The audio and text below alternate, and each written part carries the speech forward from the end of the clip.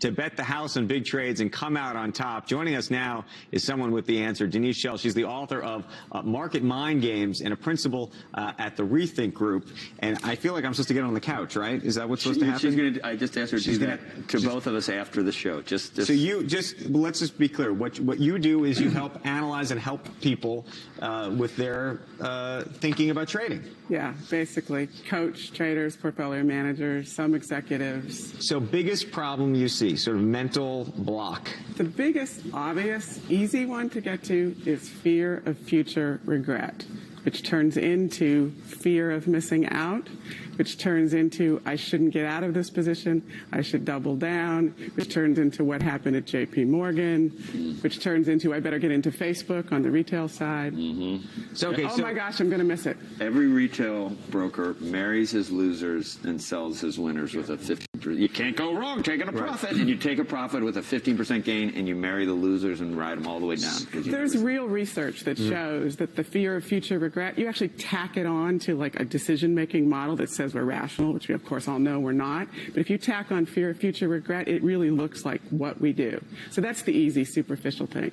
And so if you were going to work on me for that issue, or Barry, what would you do? Well, first of all, you talk to me about like a news story coming out that maybe you're going to get or not get, and your feelings about, well, what if we miss it? And I'd talk about your feelings where you maybe have missed it other times or not missed it other times. This is getting really deep.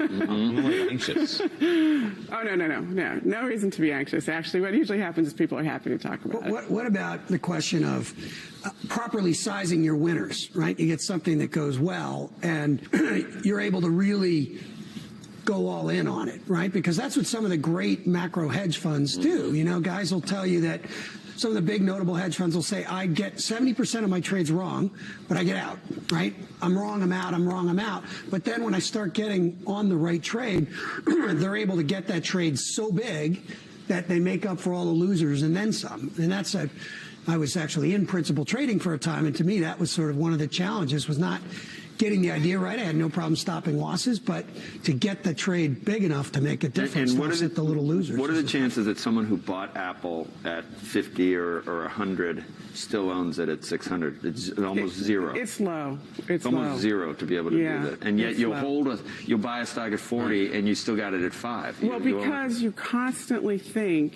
and honestly, this is like I believe what happened at JP Morgan. When it's against you, you constantly think, if I get out now, it may come back, and then I'll really feel like a shock. Right. And so can't sell it now. It plays into what I think has to be done in banks and across hedge funds and across any trading situation is psychological risk management. Until we get realistic about what's going on in our heads and put the models in that, then we're actually not going to uncover the problem. Best investors that you've worked with. Yep. Have what going? Meaning, have what going for them? By the way, and I assume that there's some weird quirk. Some people no, not a weird quirk out there. No, but I'm saying, what is it? That they understand they're trading other people. That's the big difference between the professional and the retail, is they get that they're trading the other guys. Now, JP Morgan forgot that, but in general, they know that it's not about like the actual value. It's about what's someone going to pay for this tomorrow, or pay for it next year. So if I'm a viewer and I play the markets, is that the suggestion? You have to know that you're playing somebody else? If you think about, should I get into Facebook? Should I get into Apple? Should I get into Manchester United? You have to say, is my neighbor going to pay more for this next year, 2 years from now, or 5 years from now when I want to sell it? And research shows that if you think of that in that social context, you actually do make a better trading decision. Right. What should I be thinking about if I have a 2-foot putt? And I can do it like with my eyes closed on the putting green, but I can barely pull the putter back when it mattered. Because we're nervous from the last shot, most likely. You're right. I missed that one, too. Right. So what you actually say is the exact opposite of conventional wisdom. You say, you know what, Joe, I'm nervous about this shot. It's okay. Just let yourself Do I call myself Joe? or idiot. No, well, I don't care.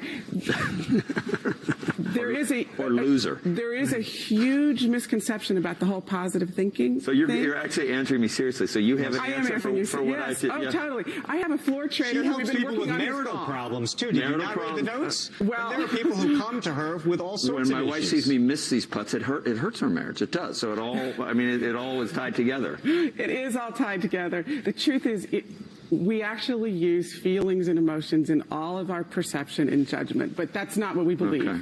And so if you work with them in a different way, you putt better, you trade better. You don't miss make penalty things go. kicks and Right. cost your team the soccer tournament last weekend. Yeah. Okay, Denise, we got to leave it there. You're going to Thank come on you. back. We're going to install a couch here on the set, and we can Looking forward to it. do a lot more of this.